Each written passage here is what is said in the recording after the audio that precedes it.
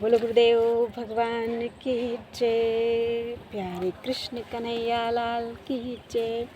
राम जी सरकार की जय। श्री राम जी की कृपा। महर्षि रमण का परमात्मा से साक्षात्कार।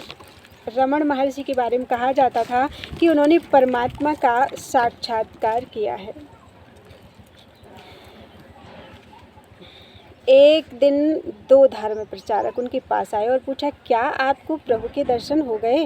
वे बोले, हाँ। धर्म प्रचारकों ने कहा कि फिर हमें भी कराइए। महर्षि ने उन्हें लेकर एक टूटी फूटी झोपड़ी में पहुँचे। वहाँ पानी का बर्तन खाली था। जमीन पर एक वृद्ध कोढ़ी सो रहा था। महर्षि दोनों को दरवाजे पर खड़ा रहने का कहकर अंदर आ गए थे। उन्होंने वहाँ सफाई की, फिर घड़े में पानी भरा। इसके बाद वृद्ध कोढ़ी के कान में प्रभु नाम उच्चारण करके उसे जगाया। देखो, भोर हो गई है, सूरज कनक थाल लेकर तुम्हारे द्वारे आया है।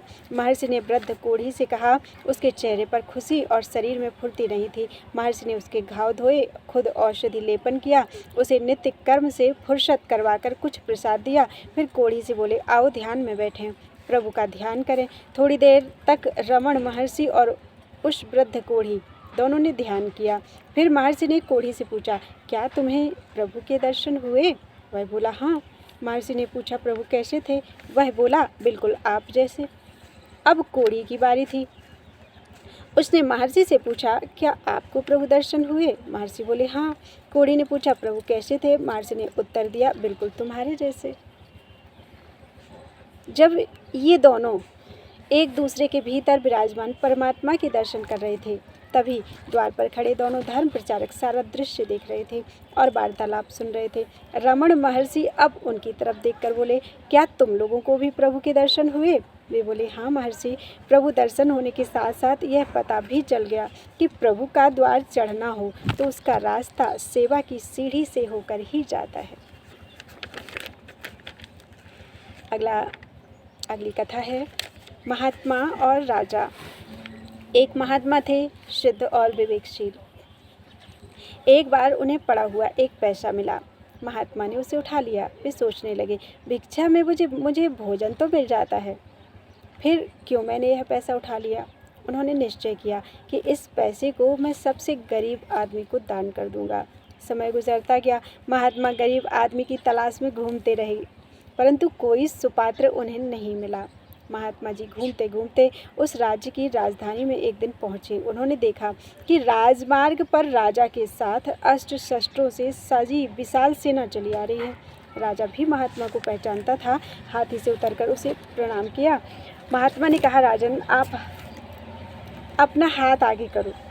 और उन्होंने अपनी झोली से एक पैसा निकालकर राजा के दाहिने हाथ पर रख दिया। आश्चर्यचकित राजा ने महात्मा से पूछा, महाराज, यह क्या है? महात्मा ने उत्तर दिया, मैंने सोचा था कि इस पैसे को मैं सबसे गरीब आदमी को दूंगा। वह गरीब आदमी तुम हो। राजा ने विनीत स्वर में कहा, महाराज, आपके आशीर्वाद से मेरे खजाने में हीरे जवाहरात का भंडार है। महात्मा ने उत्तर दिया, फिर भी राजन, तुम गरीब हो। यदि तुम्हारे खजाने में धन का अंबार है तो सेना लेकर कहाँ जा रहे हो? आक्रमण करने? युद्ध में कितने लोगों की जान जाएगी? यह सब किस लिए? मात्र राज्य विस्तार के लिए। तब तुमसे गरीब और कौन हो सकता है?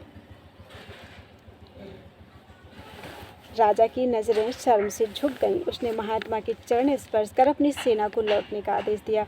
राजा सेना के पीछे चलते हुए मुट्ठी में बंद सिक्के को बार बार देख रहा था, मानो वह जंग में अनमोल खजाना जीत कर लौट रहा था।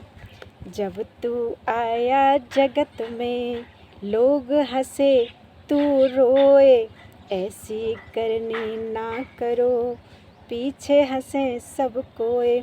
जब हम इस संसार में पैदा होते हैं तब हमारे आने की खुशी में सारे लोग प्रसन्न होते हैं और बालक रोता है।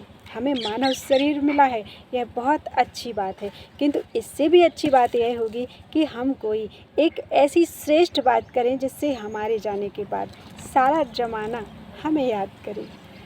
ऐसा कोई काम नहीं करना चाहिए कि लोग हम पर हंसें।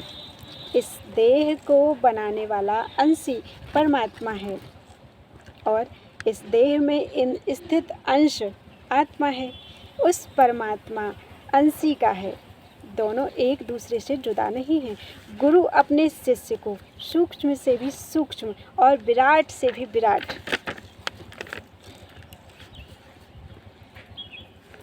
ज्ञान, विराट से भी विराट ज्ञान से परिचय कराता है। गुरु चाहता है, गुरु अपनी सारी शक्ति शिष्य में उड़ेल देना चाहता है। वो चाहते हैं कि मैं पहले शिष्य के मन का मार्जन करूं, सफाई करूं, उसे उस दिव्य ज्ञान के लिए पात्र बनाऊं। पात्र मीन्स बर्तन। योग्यता इतनी पैदा करूं उस दिव्य ज्ञान के लिए। कई शिष्य तो इस प्रक्रिया से डर कर भाग जाते हैं। लोग अक्सर जल्दी और सहजपने से ज्ञान को ग्रहण करना चाहते हैं। गुरु के सामने श्रद्धा और विश्वास को प्रस्तुत करें, जिससे गुरु कृपा के पात्र बनकर कल्याण मार्ग पर चलने का अवसर मिल जाए। जो जैसी करनी करता है उसे वैसा ही फल भोगना पड़ता है। सतगुरु की आज्ञा में सदा रहना चाहिए। जो मनुष्य अपने गुरु को भक्ति भाव से पूजता है वो किसी भी समय किसी भी दुख में नहीं फंसता। वो सदा आनंद में रहता है। आनंद, ईश्वर आनंद में रहता है। शिष्य का सार्थकपन इसी में है कि वह गुरु के सानिध्य में बैठकर आत्मदर्शन करे। वह शिष्य धन्य है जो गुरु को पहचान लेता है।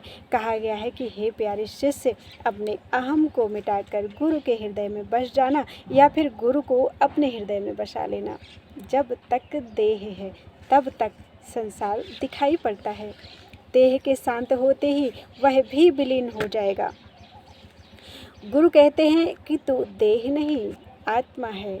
तू देह से परे है, तू शुद्ध है, तू बुद्ध है, तू नित्य है, तू शाश्वत है, तू अजर अमर है, तू प्रकाश को भी सत्ता देने वाला है। ऐसा अद्वितीय ज्ञान तेरे अज्ञान के आवरण से ढका हुआ है। अज्ञान का यह आवरण जैसे ही मन पर से हट जाएगा वैसे ही सर्व में प्रभु नजर आने लगेंगे।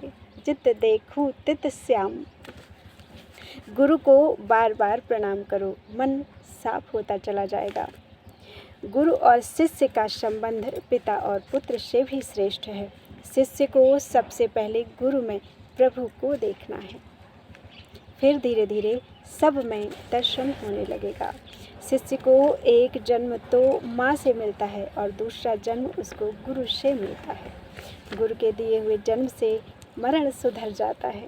हमारे जीवन में दो तिथियों का बड़ा महत्व है, एक तिथि जन्म की, एक तिथि मरण की। दोनों में ही अद्भुत जीवन छिपा हुआ है। जन्म भी जीवन है और मरण के बाद भी जीवन है।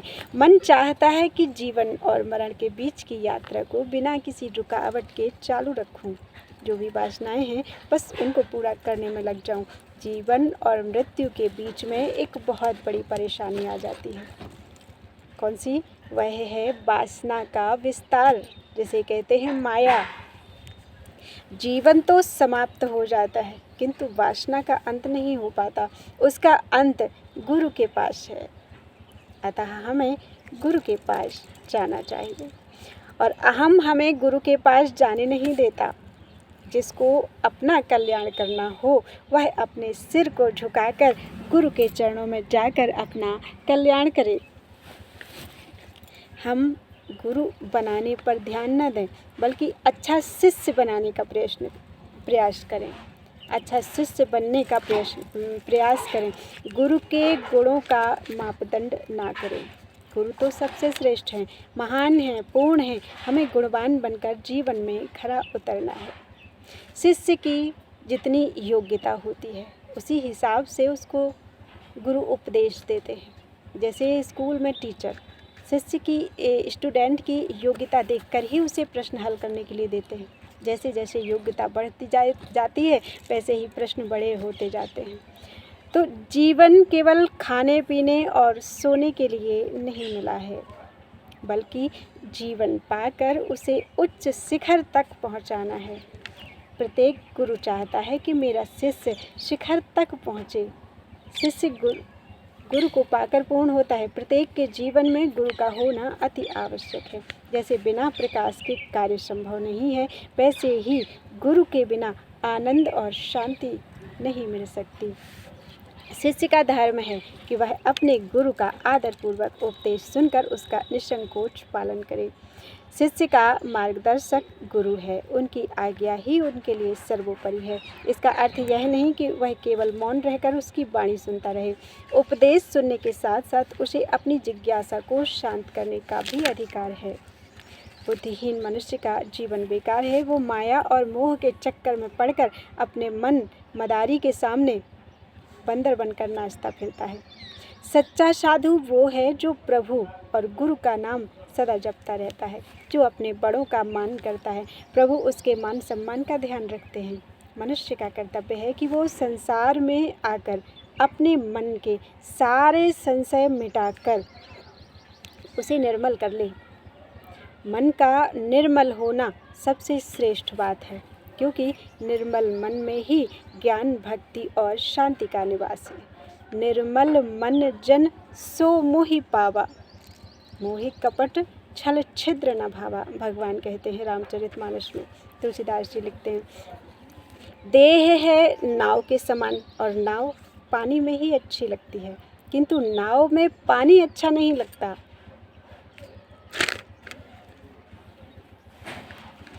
फिर से समझ लीजिए, देह है नाव के समान, हमें संसार में ही रहना है, हम ही नाव हैं और संसार ही पानी है। तो बिना पानी के हम मानव नहीं बन सकते, बिना संसार के हम मानव नहीं हैं। तो नाव पानी में ही अच्छी लगती है, किंतु नाव में पानी अच्छा नहीं लगता, हमारे अंदर संसार अच्छा नहीं लगता। शरीर मिला है कि शरीर में स्थित शरीरी आत्मा को जानो, जिसने जान लिया वही विजयी है। शरीर को संसार में रहना है, यह बात ठीक है, किंतु मन संसार का चिंतन करे, यह बात ठीक नहीं है। गुरु अपने ज्ञान से संसार का विस्मरण कराता है, किंतु हमारी प्रीति तो संसार में ही लगी है। आए तो इसलिए थे कि संसार से प्रीति छोड़कर प्रभु से प्रीत लगानी है, किंतु फंस गए उलझनों में।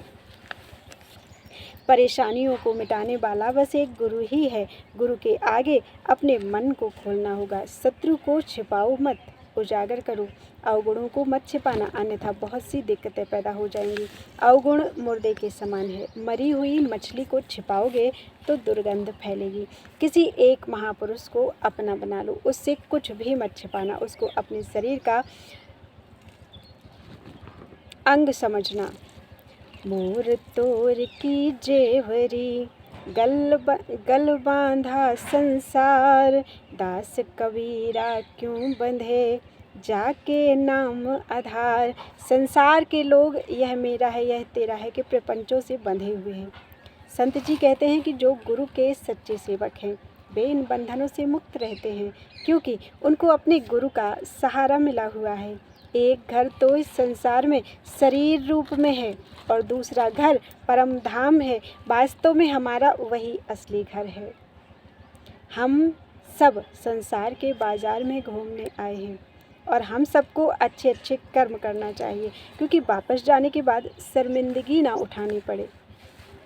हम सब ईश्वर की संतान हैं। सफल होने के लिए अच्छे पिता की अच्छी संतान बनना पड़ेगा। अच्छे कपड़े पहनकर भोगों में डूबकर जब व्यक्ति अच्छा धन कमा लेता है तब वह अहंकार में खो जाता है। ऐसे मनुष्य अपने आगे किसी को कुछ नहीं समझते। जो परमात्मा को प्रसन्न करना चाहता है, जो सकुशल अपने परम धाम को जाना चाहता है, वो पुरुष, वो भक्त, वो सेवक गुरु की शरण का सहारा ले ले। गुरु सर्व समर्थ हैं, वे अवगुणी वो गुणवान। हम अवगुणी वो गुणवान। अज्ञानी को ज्ञानी और भूले हुए को वो सही राह बतलाकर कल्याण करते हैं। गुरु महाराज परम दयालु और सबका हित करने वाले होते हैं। उनकी नज़र में अमीर गरीब एक समान होते हैं।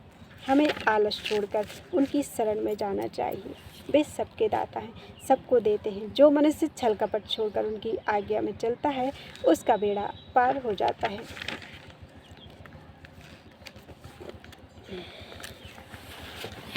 बोलो गुरुदेव भगवान की जय।